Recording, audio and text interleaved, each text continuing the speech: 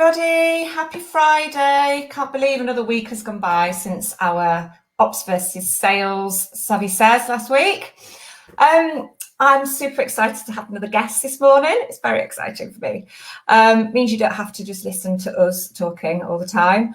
I'm super excited to introduce Jess today from Hotel Football. She's Director of Sales there.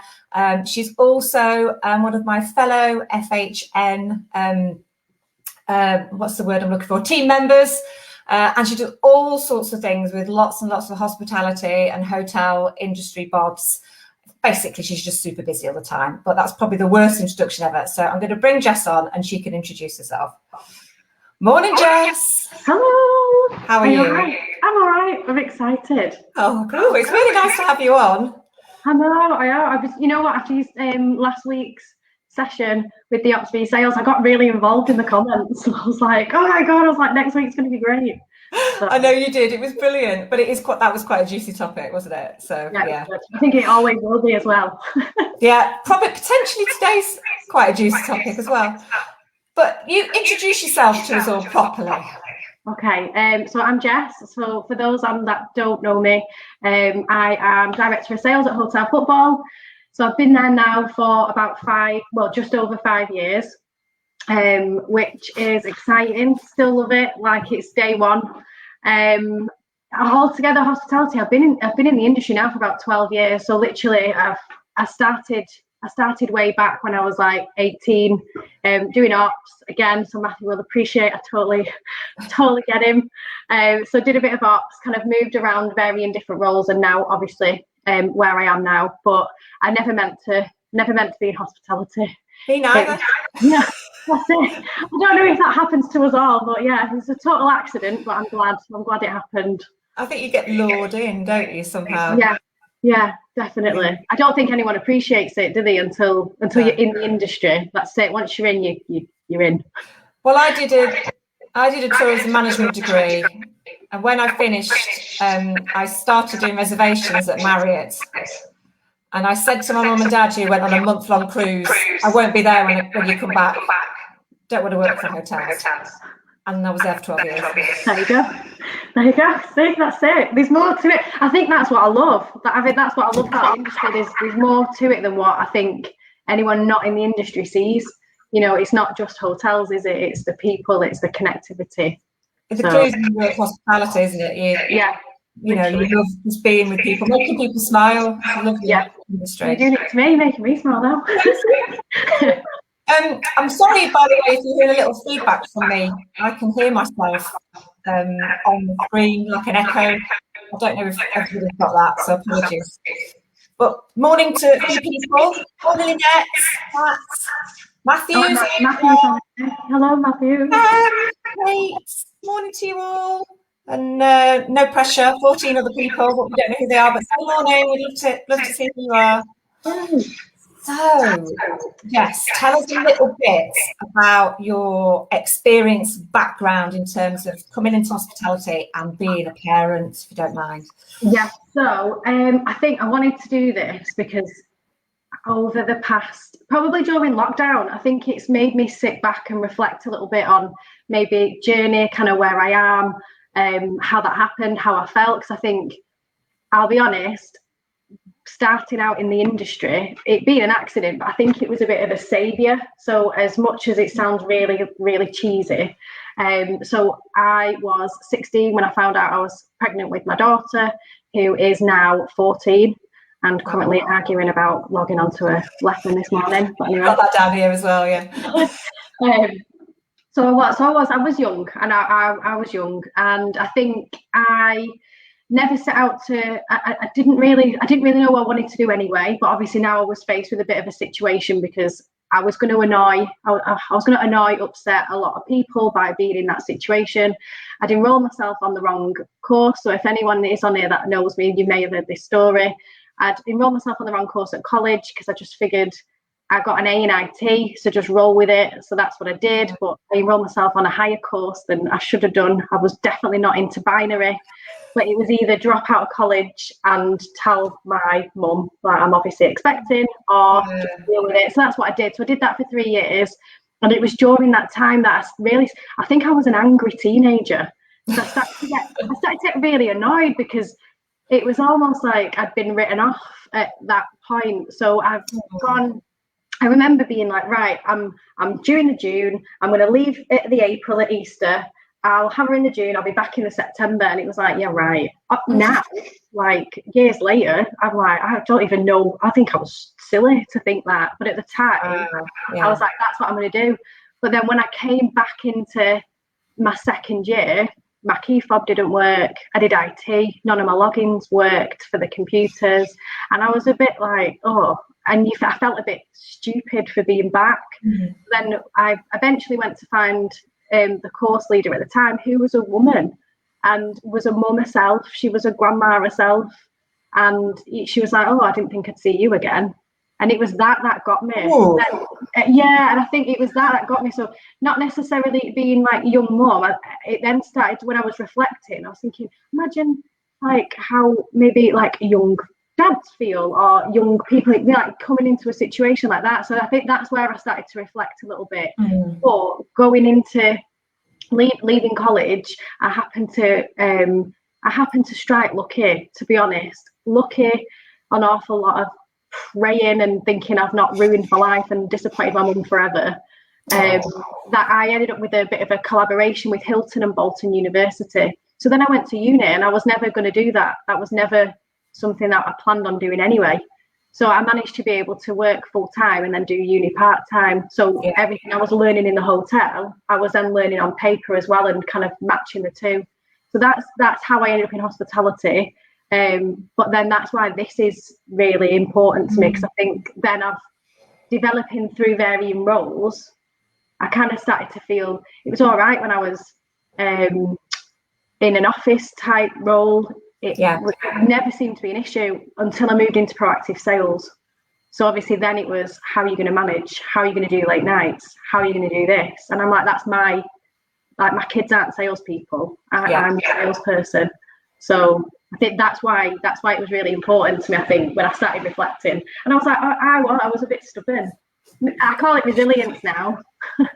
That I was a stubborn teenager. I think you're amazing to do all of that, and want to do all of that in a situation which must have been difficult for you. I mean, you've probably come at it in a completely different angle. You've actually come into hospitality already being a mum. Is that right? Is that the way that you did it? And that's obviously a tough decision to make.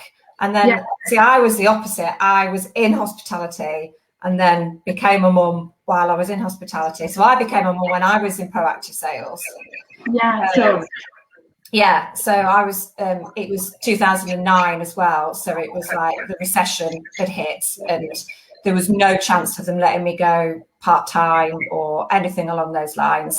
I was a member of the exec committee, so I was expected to do certain things. And I ended up leaving my role in hotels, quite sadly, because I couldn't give that 100% and I couldn't give Eloise 100%. And I was beating myself up about both all of the time. So I ended up going to another role, which was like 4 days a week. But so and that was in, like you say, a role within hospitality that's probably maybe easier to flex. Like we were talking before we came on air, weren't we, about chefs? I mean, if you're a chef and you're a parent, mainly maybe female parents, but you said obviously you had a colleague that was a male chef as well that said they'd love to be able to pick their kids up from school. I mean, how do you flex that really around being parents? Exactly. So it's like, how do we make that work? So I think it got to, I was with Hilton for a very long time and they were really supportive, loved it, but they got to a certain point, probably again, similar to yourself, where you think, I need to make a choice here between, like what does my balance kind of look like?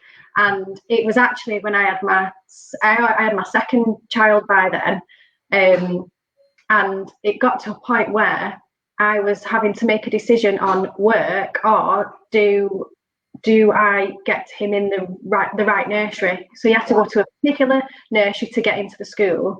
And I remember asking the question, can I, bearing in mind I'm still reactive sales, so I'm in an office. So it was, do I risk having to not get him in the school, or can I ask for a 4-day week and work from home? I wasn't even asking to cut hours. Yeah. And then it was a no. So that was it. So older Jess was then like, I need to leave now. Yeah. And so same as me, really. You've asked to cut you out. It was a no. So it was, which is such a shame. We lost 2 amazing people. Yeah, well, yeah. Because they were flexible. Yeah. Well, I remember at the time me being so angry, and then one of my colleagues being like, I mean, you're doing this, Jess. Well, I can't do that. I can't go home at night and put my little one to bed. And I'm like, I get it, but then how do we change that? Can you do a split shift? Can you make an agreement with your second in command kind of thing? Or how do we do that? Yeah. What sort of things do you think we can do to be more, I don't know what the word I'm looking for, just to help working parents? I know I said to you the other day when we chatted about this, first of all, I said that before I became a parent, I have to say I wasn't the best when it came to being empathetic, maybe, with my team members. So I was always a little bit like, yes, I know you're late, but I didn't really get it. Yeah. But now I get it, and I wish if I had that situation again, I'd be completely different. And we can be flexible more in an office role, can't we? It's like you were saying, your boss was saying, you said you've got an amazing boss in hotel football, for example, who are brilliant with you. And he was saying that it doesn't matter if you're 20 minutes late from now on, as long as we know we can work around that. And I mean, tell us a bit about working there, because it sounds like they're great for working parents and working mums.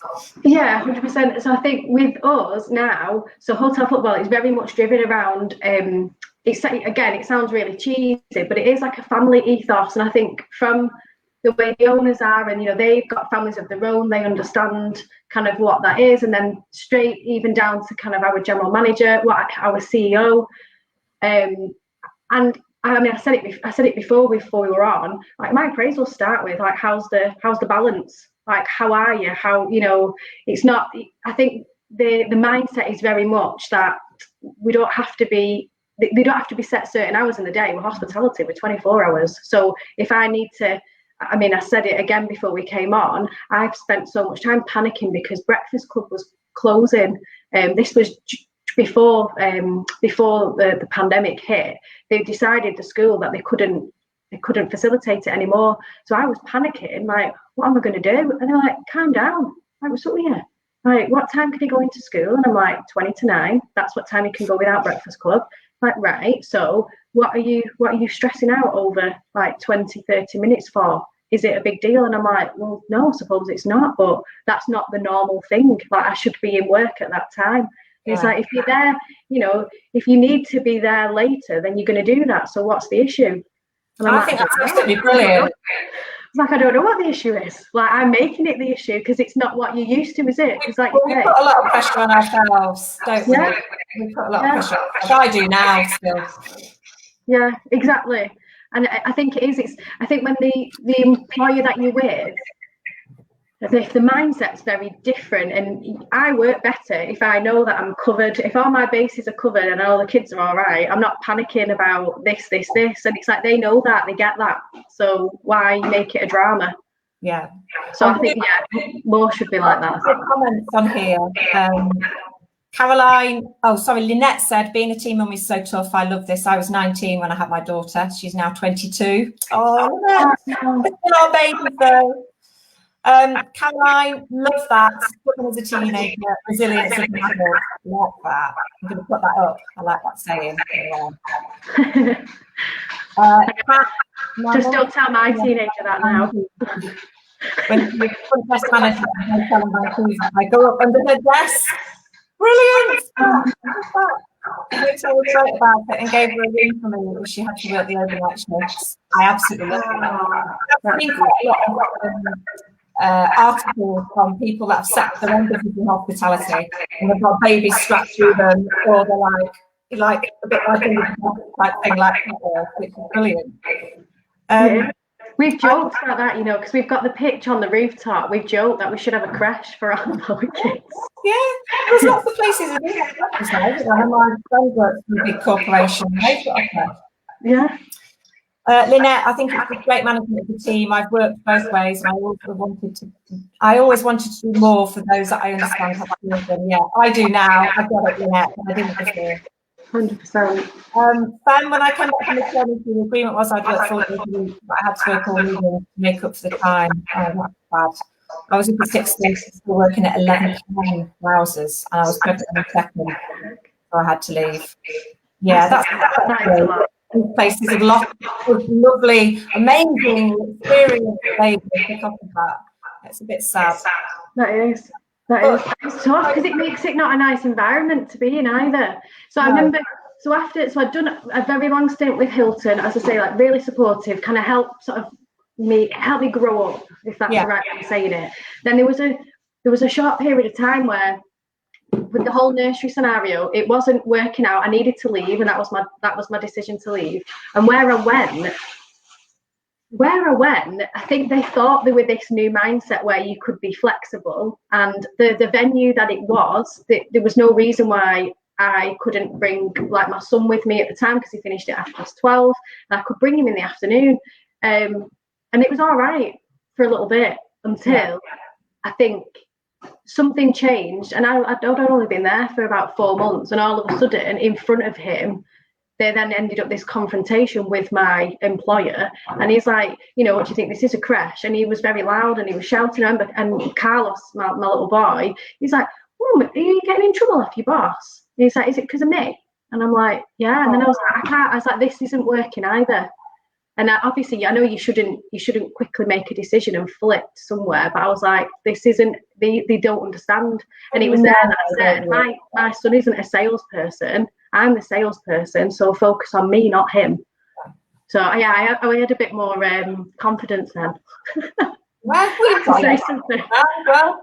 think you hit the nail on the head when it's like, as long as you sort of achieve what you're set out to achieve, you don't have to necessarily do it in a certain way. You need to do your flexibility. As long as they're happy with the results, you're providing. Why do you have to do it in that set? Exactly. As long as you get it. Yeah. Exactly. So which is football then working home? So I mean, the flexibility is key. So I think even down to our team. So our team at the moment, obviously, it's a lot different at the minute because it's a bit quieter, as we know. But even from so me being proactive sales, you've even got the commercial team. So technically they would be office based. They are our reactive team, but actually the flexibility is there. If we have laptops, if they need to be at home. I mean, in my team, within the wider kind of sales and commercial, at the minute I am the only one with children. We've got 2 off on maternity at the moment.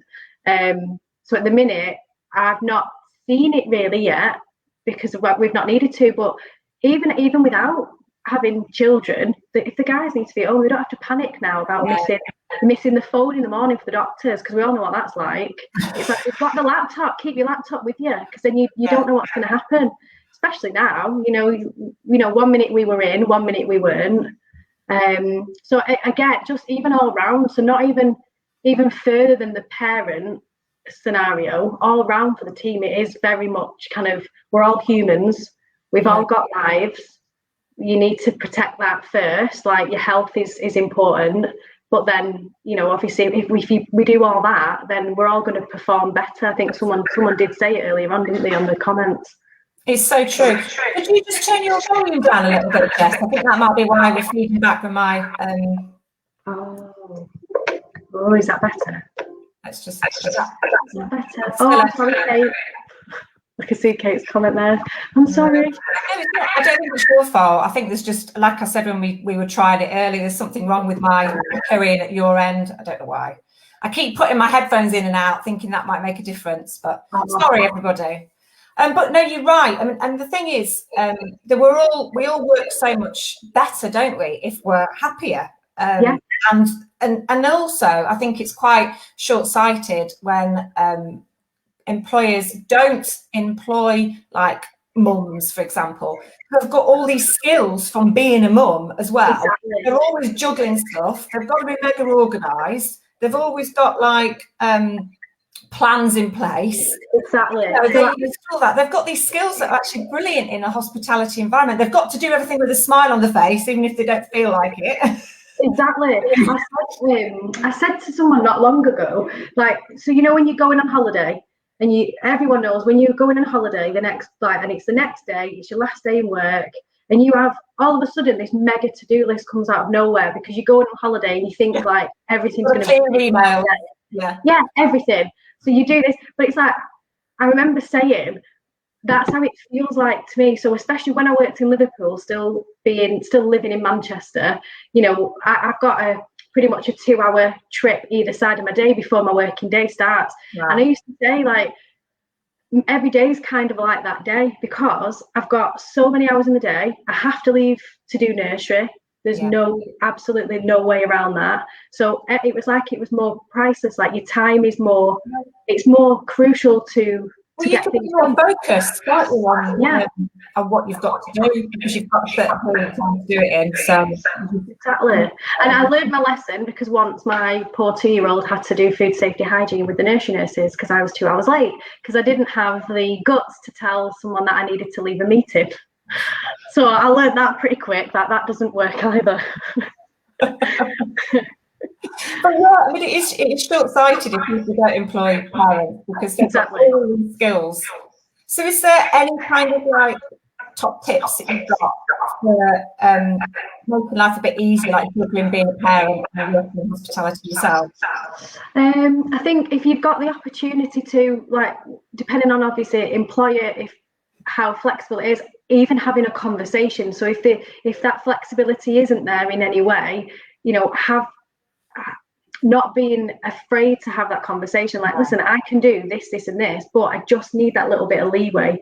Like before we came on, I said I remember leaving an employer sadly after so many years because I was either coming to work 2 hours early because I wasn't allowed to be 10 minutes late, and it was because I didn't drive and the way the trains were, something as silly as that. And it was like, I can't really be at work 2 hours early.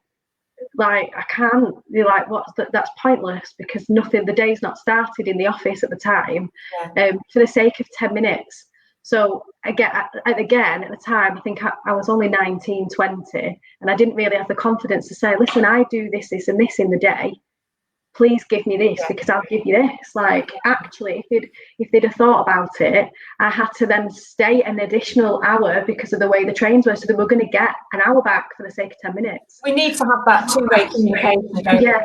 So I think it needs to come, I think, though, from the manager, because, like you say, you don't always have the confidence, especially you're still young at 19. Yeah. To ask yourself. But like you say, do so much work, maybe at different times of the day. Being 10 minutes late shouldn't. Exactly. It's like the bigger picture was that we're going to actually get an hour just for helping me out, you know. So I think definitely that. I think now for me, obviously, as director of sales, being head of a department, okay, I don't really have anyone in my team at the moment that is a parent, but I understand, like I said earlier, people have personal lives. So if they need to do something, one of my team members, she's currently they're trying to buy a house, and I'm like, if you need to go and speak to somebody at this time, it's not going to hurt me for you taking an hour out at this time instead of this time. You know, they probably do a lot else other times as well. Exactly. I know if she needs to stay late, she's going to do that because that's what we do. So I think, so definitely it's that whole change in mindset. I think the way the past year has been with the way we've had to work differently, we're doing this now instead of being kind of together doing it. I think, I'm hoping that employers will have developed a bit of a trust level with employees as well, because we've all continued doing what we're doing, and there's no reason why that has to dramatically change back to the way it was. And I think things have changed, haven't they? I think employers have been a lot more, have realised that people's families, because they're working from home, have either taken precedent or there's other flexibility that's needed. So I'm hoping that will continue forward when things reopen again. It's not forgotten. Yeah, 100%. If my little girl came in now, nobody probably would care. I'd probably go away and panic and like.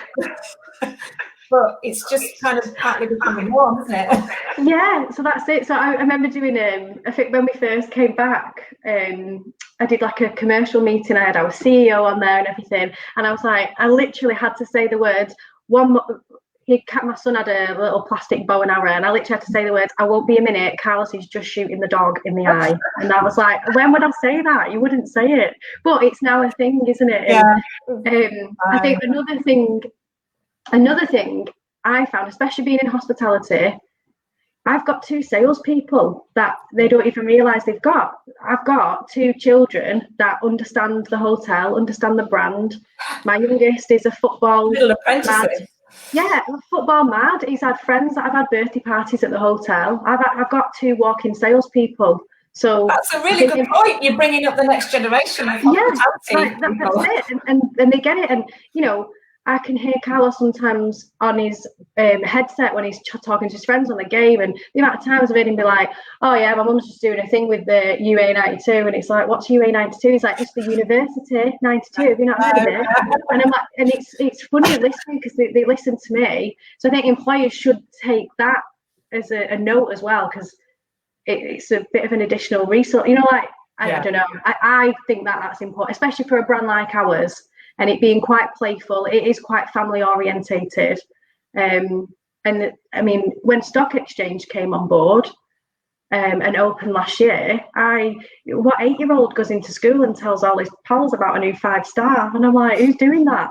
So yeah, well, that just shows how passionate you are about it as well, because that rubs off on them as well, which is brilliant. And like you said, it kind of goes with the whole ethos of hotel football by the sounds of it. And what they are and what they like and what, you know, their culture and everything. So I think a step too far was coming home one day, and we used to do cafe football sticker books, and I came home one day and all the stickers were plastered on my fence. And I came home, I was like, that's a bit far, Carlos. It's a bit bless him. So has anybody else got any top tips, by the way, for juggling parents, being a parent, and just work, I guess? Yeah, definitely. Else. I mean, obviously it's different at the moment. You'll be homeschooling like I am as well. Well, I mean, how have you found that? Overwhelming, to be honest. So hard. Sometimes, yeah. I was chatting to a friend the other day, and without sounding like I'm going crazy, I said that I felt on the edge of a panic attack nearly all day, every day. Like I'm always like this. Yeah. Trying to work, trying to, you know, make sure they're okay. I found it very hard. But I've tried to separate it as much as possible. I get up super early to get as much done as I can before the chaos. Because it's difficult, isn't it, to manage the two. I think the first kind of lockdown where we were it was the first one, it was a bit of a novelty. It was a lot of paper-based work. I think this time round, because it all really has moved online. Yeah. The first week I found it really tricky, and I thought, you know what, where we've invaded our spaces at home on Zooms, on meetings or whatever, we've done that now to our kids, and it's peculiar. It's really peculiar for them. So I'm like, their home safe space has turned into school now. Yeah, and I mean, our house is mad. I don't know about yours. I'm sat here on my laptop, Craig's in the lounge on his laptop, Eva's next to it on her laptop, and my other daughter's in the middle room on her laptop. It's amazing. It's nice, isn't it? The internet. I know. It has been tricky, but then my battle has been, Mum, can I go on the Xbox? No, Carlos, it's only 8 o'clock. Yeah, if it was school, you'd let me log in. And I'm like, you've got a point. So that's been a challenge. And because you're a bit weary yourself, it's just easy to go, just do it. But yeah. So a few comments, because we're nearly finished, believe it or not. Oh my God. Lynette, I've definitely been made to feel guilty many a time. Yeah. And again, I went for a job once and said in my interview I wouldn't start until 9:15 as I take my daughter to school, as I never pick her up, and I wasn't prepared to change that. Good for you. Yeah. Getting your school out of the go is quite a good thing to do. Yeah.